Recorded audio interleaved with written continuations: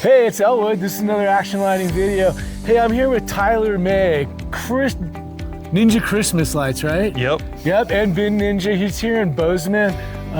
Man, he's one of our great installers here in the area. He's been doing Christmas lights how many years now?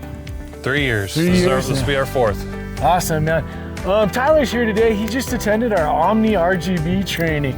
Hey, Tyler, was that training worth your time? It was absolutely worth my time. I've learned enough to have the confidence to go out there and get some jobs done. So awesome. Do you feel like with everything you learned here, you're going to be supported in the sales process as you move forward? Oh yeah, I've got to meet all the salesmen and I've worked with you guys, so I know that I'll be supported. You've got our backs. I know I can ask questions to you guys and anyone in the community, and we help each other out. So I'm excited to work with this. Awesome. You know, one of the things that I love the most about the Omni stuff, like I'm already hitting on, is some of the support. But what did you think of that estimating tool, that spreadsheet they give you that kind of lines out the job and everything you need? It's really cool. It just takes the ease off of wondering how I should price things. It makes it easy.